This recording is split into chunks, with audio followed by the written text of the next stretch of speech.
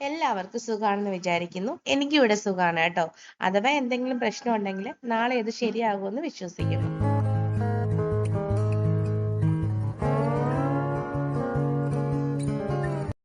രാവിലെ ചേട്ടന് ചോറ് കൊണ്ടുപോകാനുള്ള ധൃതിയിലാണ് കേട്ടോ. രാവിലെ ചീരത്തോരനും ഒക്കെയാണ് ഉണ്ടാക്കുന്നത്. വീട്ടിൽ നിന്ന് കൊണ്ടുവന്ന ചീരയൊക്കെ ഉണ്ടായിരുന്നു. അപ്പൊ അത് രാവിലെ തോരൻ വെക്കാന്ന് വിചാരിച്ചു. രാവിലെ തന്നെ ചോറൊക്കെ വെച്ചിട്ടുണ്ടായിരുന്നു. അപ്പൊ പിന്നെ ബാക്കിയുള്ള കാര്യങ്ങൾ നോക്കിയാൽ മതിയല്ലോ. ഇങ്ങനെ തന്നെയാണ് കേട്ടോ എന്റെ ഒട്ടുമിക്ക ദിവസങ്ങളും കടന്നു പോകുന്നത്.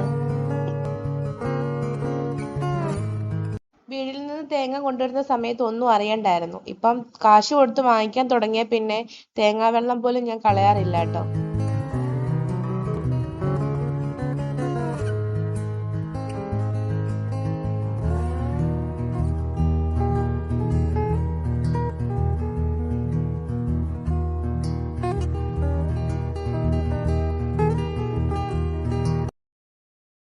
രാവിലെ നല്ല തണുപ്പും ഉച്ചയ്ക്ക് കഠിനമായ ചൂടും. എന്തൊരു കാലാവസ്ഥയാണല്ലേ. എല്ലാവരും ചൂട് സമയമാണ്. നല്ലതുപോലെ വെള്ളം കുടിക്കുക. ശരീരം എപ്പോഴും ഡീഹൈഡ്രേറ്റ് ചെയ്യുക. എല്ലാവരും ശ്രദ്ധയോടിരിക്കുക കേട്ടോ.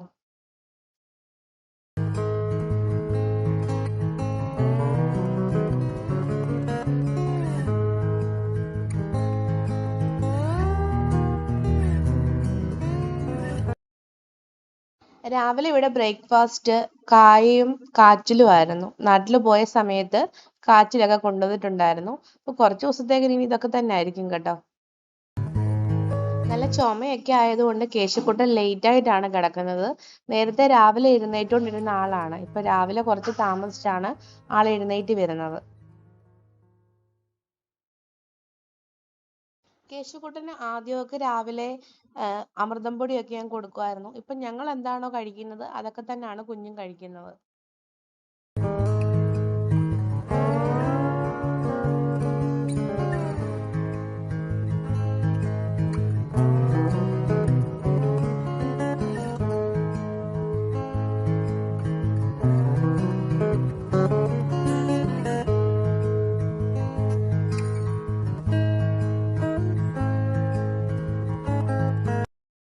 കേശുക്കുട്ടനാണെങ്കിലും ചേട്ടനാണെങ്കിലും എനിക്കാണെങ്കിലും രാവിലെ ഇന്നത് വേണം, ഇന്നതുണ്ടെങ്കിലേ കഴിക്കൂ, അല്ലെങ്കിൽ ഇന്നതെന്താ ഇല്ലാഞ്ഞത് എന്നുള്ള ഒരു തരം വാശികളും ഇല്ല കേട്ടോ.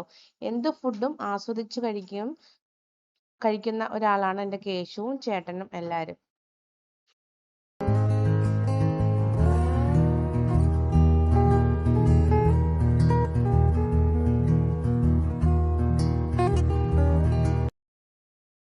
ചേട്ടൻ ചോറൊക്കെ കൊണ്ടുപോയതിന് ശേഷം ഞാൻ കുറച്ച് സാമ്പാർ വെക്കാന്ന് വിചാരിച്ചു.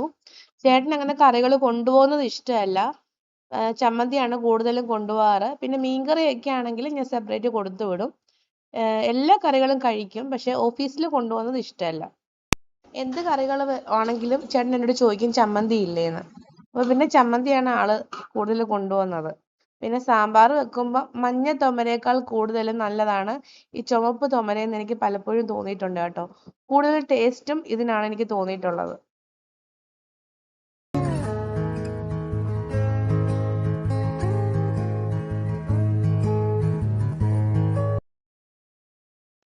സാമ്പാറിന്റെ റെസിപ്പി ഞാൻ വേറൊരു വീഡിയോയിൽ ചെയ്തിട്ടുണ്ട്. അപ്പൊ അതിന്റെ ലിങ്ക് ഞാൻ കൊടുത്തിരിക്കാം. അപ്പം സാമ്പാറിന്റെ റെസിപ്പി അറിയേണ്ടവര് അതിൽ കയറി നോക്കിയാൽ മതി.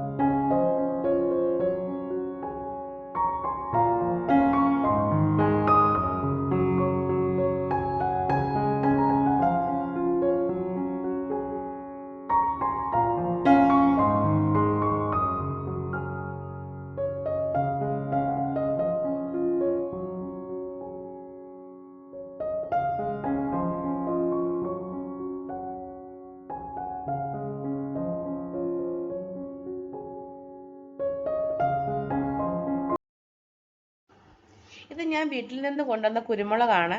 അമ്മ ഉണക്കി പൊടിച്ചത് ഉണക്കി തന്നിട്ടുണ്ടായിരുന്നു. പിന്നെ ദാക്ഷായണിയുടെ ഒരു കമ്പ് കൊണ്ടുവന്നായിരുന്നു. ഒരു നുള്ളിട്ടപ്പോഴത്തേക്കിനും നല്ല കളർ ഉണ്ടായിരുന്നു വെള്ളത്തിന്. പിന്നെ മുകളിലാണ് തുണിയൊക്കെ വിരിക്കുന്നതും പറക്കുന്നതും ഒക്കെ. പിന്നെ ഞാൻ തിരിച്ചു വന്ന് നേരെ കുളിച്ചിട്ട്